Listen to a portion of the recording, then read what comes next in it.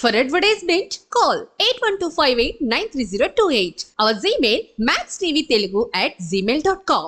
గురువు గారు, ఇప్పుడు కొత్త ఇంటికైనా ఏ ఇంటికైనా దిష్టి బొమ్మను పెడుతుంటారు. ఒకవేళ దిష్టి బొమ్మను పెట్టకపోతే ఏం జరుగుతుంది? ఓం నమ శివాయ పరబ్రహ్మ పరమాత్మ నమ జగత్తుత్తి ఫలయ బ్రహ్మ హరిహరాయ సర్వగతగామి దర్శ దత్తాత్రేయ నమసంతిని సిద్ధి కురు కురు కురు కురు స్వహ. ప్రజలందరికీ నమస్కారము. ఇప్పుడు మీరు అడిగిన ప్రశ్న, ఇళ్ళకి దిష్టి బొమ్మ లేకోకుండా ఉంటే ఏం జరుగుతుందా అని మీరు అడుగుతున్నారమ్మా. కాబట్టి కొత్త ఇంటికి కానీ పాత ఇంటికి కానీ లేదు, మళ్ళా పాత ఇల్లుని మళ్ళీ కొత్తగా మనం డెవలప్మెంట్ చేసుకొని దానికి రంగులు బింగులు అన్నీ వేసేసి దాన్ని మంచిగా శుభ్రం చేసుకొని మనం వెళ్తుంటాం. దాని మీద దిష్టి ప్రభావం అనేది పడకుండా దాంట్లో మెయిన్గా ఒక గోమాత, కొత్త స్థానం అంటే కొత్త ఇల్లు కట్టుకున్న తర్వాత గృహప్రవేశం చేస్తాం కదా, ఆ గృహప్రవేశం చేసేటప్పుడే గోమాతను తీసుకొని వెళ్ళి ఆ గోమాతను లోన మొత్తం అన్ని రూములు తిప్పేసి వస్తుంటాం. అప్పుడు ఆ గోమాత మనకు స్థానంలో కాలు పెట్టిన వేళ విశేషంలో అక్కడ భూమిలో ఉండాల్సిన కొన్ని గ్రహ శక్తులు అనేది కొన్ని తొలుగుతాయి. ఒకటి. తర్వాత మరి ఈ దిష్టి ప్రభావం అనేది ఇంటికి అనేది ఎక్కువగా తగులుతుంది కదా, మరి ఆ బొమ్మ పెట్టాలా వద్దండి. మీరు బొమ్మ పెట్టినా పెట్టకపోయినా ఆ ఇంటికి నరదిష్టి ప్రభావం అనేది తగులుతుంది. మరి తగులుతుంది కాబట్టి మనం ఆ ఇంటికి పోయినప్పుడు ఆ ఇంట్లో చేయాల్సిన కొన్ని శాంతాల కొన్ని ఉన్నాయి, కొన్ని శాంతి పూజలు. శాంతి పూజలు అంటే ఒక గుమ్మడికాయ తెప్పించేసి, తర్వాత ఒక బూడిద గుమ్మడికాయ ఒకటి మామూలు గుమ్మడికాయ ఒకటి తెప్పించి ఆర్త కర్పూరం పెట్టేసి ఆ స్థానంలో ఉండవలసిన మొత్తం తిప్పి దాంట్లో ఒక గ్లాసులో పసుపు కుంకుమ వేసేసుకొని ఆ పసుపు కుంకుమని గోవు ఉంటేనో ఒకే, గోవు లేకపోతే మేనుగా మనకు కొత్త స్థానానికి వెళ్ళినప్పుడు ఆ విధంగా చేయాలి. లేదు మన పాత స్థానానికి వెళ్ళినప్పుడు మనం చేయాల్సిన గుమ్మడికాయ నిమ్మకాయలు కంపల్సరీ మనం తెచ్చి పూజ చేసి దానికి ఒక మార్కు పెట్టాలి. మార్కు అంటే ఒక రూపకం పెట్టాలి.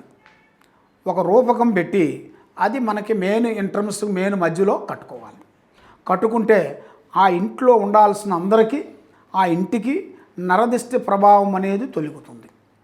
ఆ దిష్టి ప్రభావం లేకోకుండా మనం ఏమి చేయకోకుండా ఏమి కట్టుకోకుండా ఉంటే ఆ ఇంట్లో ఎవరు కాలు పెట్టినా ఎవరు కాపురం చేసినా చాలా కొన్ని ప్రమాదాలు, సికాకులు, ఇబ్బందులు చాలా వరకు జరుగుతాయి. జరిగిన దానివల్ల అరే నేను ఫలానా టైంలో అది చేయబోతేనే అనేది మైండ్లో కలుగుతుంది చాలామందికి. అదే మనం ముందు చేసుకోవాలి. ఏదైనా సరే దీపం ఉన్నప్పుడే మనం అన్నీ చక్కగా పెట్టుకోవాలి. దీపం ఆరిన తర్వాత మనం ఏం చేయలేము. అందువల్ల ముందు జాగ్రత్త మనం పడితేనే మన ఇంటి మీద, మన కుటుంబం మీద, పిల్లల మీద, మన మీద ఎలాంటి ప్రభావం అనేది ఉండదు. ఆ విధంగా మనం చేసుకుంటే మన ఇంటి మీద ఆ దిష్టి ప్రభావం అనేది పోతుంది. గురువుగారు, ఈ ఇంటికి ఏ రోజుల్లో దిష్టి తీస్తే మంచిది? ఇంటికి మెయిన్గా ఆదివారము, మంగళవారము ఈ 2 రోజులు చేయాలి. ఆదివారం కానీ మంగళవారం కానీ మనకి పసుపు కుంకుమ వేసుకొని ఒక గ్లాసులో నీళ్ళు పోసుకొని దాంట్లో ఒక నిమ్మపండు పెట్టేసి మొత్తం అన్ని స్థానాలలో అన్ని రూములలో జల్లాలి. ఈశానం, అగ్ని, వాయువు, నైరుతి 4 మూలల్లో జల్లాలి. జల్లిన తర్వాత ఆ నిమ్మపండు ఇంటి మీద నుంచి 9 సార్లు దిగదూర్చి కట్ చేసి ఒకటి కుడిది ఎడమ కుడికి పెట్టాలి. ఆ నిమ్మకాయ కట్ చేస్తాం కదా, కట్ చేసిన తర్వాత అది అలాగే పెట్టకూడదు. మనం కట్ చేసిన దాన్ని కుడిదాన్ని ఎడమకి, ఎడమదాన్ని కుడికి పెట్టాలి. ఇలా పెట్టాలి. పెట్టిన దానివల్ల అప్పుడు రివర్స్ అంటారు దాన్ని. ఆ రివర్స్లు పెట్టిన దానివల్ల మన ఇంటికి కానీ మన మీదికి కానీ మనకి ఎలాంటిది చెడు ప్రభావం అనేది మనకు రాదు. అది చేయాల్సిన విధానము. తర్వాత మరి కొంతమందికి కొత్త ఇళ్ళలో వెళ్తుంటారు, అది చేసుకుంటుంటారు. మరి కొంతమంది పాత ఇంటికే వెళ్ళాల్సి వస్తుంది, బాడిగ ఇంటికి వెళ్ళాల్సి వస్తుంది. మరి బాడిగ ఇంటికి వెళ్ళినప్పుడు మరి ఏం చేయాలండి అని చాలామందికి సందేహాలు ఉంటాయి. కాబట్టి ఆ రోజు మనం వెళ్ళే రోజు ఆ రోజు ముహూర్తం చూసుకోవాలి. ఏ రోజు బాగుంది, ఆదివారం బాగుందా, మంగళవారం బాగుందా, శనివారం బాగుందా అనేది మనం తెలుసుకోవాలి. తెలుసుకొని మెయిన్గా ఆ రోజు ఆ గడియ ఆ అమృత గడియల టయాలలో మనం వెళ్ళాలి. ఏ టైం మనకు వచ్చింది లేని మనం ఏ టైంలో ఉంటే ఆ టైంలో పోయి మనం మామూలుగా ఉంటే ఆ ఇంట్లో ఉండాల్సిన కొంచెం ఎఫెక్ట్ కూడా మన మీద పడుతుంది. కాబట్టి మనం మంచి టైంలో వెళ్ళాలి. వెళ్ళి అక్కడ చేయాల్సిన ఒక శాంతి పూజ అంటే ఒక కొబ్బరికాయ, ఒక నిమ్మకాయ, ఒక గుమ్మడికాయ తెచ్చుకొని మంతరించుకొని పూజ చేయించుకొని ఒక గురువులను కలుసుకొని మనకు దగ్గరలో ఉండవలసిన గురువులు ఎవరైనా కానీ వాళ్ళతోనే మనం చేయించుకోండి. లేదు మాకు తెలియదు స్వామి అంటే ఈ కింద ఉండాల్సిన నెంబర్కి మీరు సంప్రదించండి. మీరు ఆ విధంగా చేసుకుంటే మీరు కొత్త ఇల్లు కానీ పాత ఇల్లు కానీ ఏ ఇంటికి పోయినా కూడా ఆ ఇంట్లో మనకి శాంతమైన తర్వాతే మనం కాపురం చేస్తేనే ఆ ఇంట్లో ఉండాల్సిన చెడు ఎఫెక్ట్ అనేది నెగిటివ్ అనేది పోతుంది.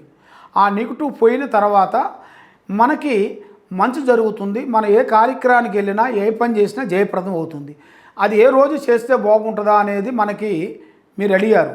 ఆ ఏ రోజు అంటే మన ఇంటికి చేసుకోవాల్సిన దిష్టి తీయాల్సింది 2 రోజులు, మంగళవారము ఆదివారం. ఈ 2 రోజులే చేయాలి. తర్వాత మనం ఇంట్లోకి వెళ్ళే రోజు మనం అది ఏ రోజైనా వెళ్ళొచ్చు. కాబట్టి దానికి ఒక ముహూర్తం చూసుకొని మంచి ముహూర్తం అనేది ఏ రోజు వస్తుంది, మన పేరులో ఏ ముహూర్తం వస్తుందా అనేది తెలుసుకొని పోవటం చాలా మంచిది. ఏ వస్తువులతో దిష్టి తీస్తే మంచిది గురువుగారు? అయితే మీరు ఆ ఇంటికి ఎలాంటి వస్తువులతో దిష్టి తీయాలంటే మెయిన్గా కొంతమంది కొత్త ఇల్లు కట్టినప్పుడు కొన్ని ఏటపోతులకు వస్తుంటారు. ఎందుకంటే నువ్వు ఏటపోతు కోసినా ఒకటే, లేదు గుమ్మడికాయ తెచ్చి గుమ్మడికాయ కొట్టినా కూడా అది ఏటపోతుతో సమానమే. ఆ గుమ్మడికాయ తెచ్చి దాన్ని కొట్టి 2 పక్కల వేసేసి పసుపు కుంకుమ వేసేసి అక్కడ ఆర్తకర్పూరం వెలిగించేసి నిమ్మపండు మీద ఆర్తకర్పూరం పెట్టేసి వెలిగించేసి ఆ విధంగా మీరు చేసిన వెడల ఇంట్లో ఉండాల్సిన ఎఫెక్ట్ అనేది తొలగిపోతుంది. మీ కుటుంబంలో అభివృద్ధి అవుతుంది. మీరు ఏ కార్యక్రమం చేసినా కూడా విజయవంతం అవుతుంది. మనకి ఏదో వస్తువు తెచ్చుకొని చేయాల్సిందేం లేదు. కాబట్టి దేనికైనా ఒక నమ్మకం, తొక్కితే రాయి ముక్కితే దేవుడు, నమ్మకంతోనే ఏదైనా అవుతుంది. నమ్మకం లేనిది నువ్వు 10 ఆటలు తెచ్చి కోసినా అట్లే అవుతుంది. లేదు ఒక నిమ్మ పండు తెచ్చి కోసినా కూడా అలాగే జరుగుతుంది. కాబట్టి మన నమ్మకంతోనే మనం చేయాలి. మనం చేస్తేనే అది ఎంతలాంటి ఎఫెక్ట్ కానీ ఎంతలాంటి దిష్టి కానీ ఎంతలాంటి ప్రాబ్లం కానీ అక్కడ సాల్వ్ అవుతుంది. అది సాల్వ్ కావాలంటే ఈ విధంగా మనం చేసుకుంటేనే తప్పకుండా మన కుటుంబానికి ఇంటికి చాలా మంచి జరుగుతుంది. ఆ స్థానంలో మీరు పోయినా కూడా మీ కుటుంబము, మీ పిల్లలు, మీ స్థానము, మీ ఆరోగ్యాలు, మీ ఉద్యోగాలు, మీ వ్యాపారాలు మీకు మొత్తం అభివృద్ధిగా పొందుతారు. చాలా చక్కగా వివరించారు గురువుగారు. ధన్యవాదాలు. ఓం నమః శివాయ. చూస్తారు కదా, గురువుగారు చాలా చక్కగా మన సందేహాలన్నిటికీ వివరించారు. అలాగే మరిన్ని సందేహాల కోసం నెక్స్ట్ వీడియోలో మీ ముందుంటా. ఇంకా మీకు ఏమైనా సందేహాలు ఉంటే కనుక స్క్రీన్ మీద ఉన్న నెంబర్కి కాల్ చేసి గురువుగారిని సంప్రదించండి. నమస్కారం.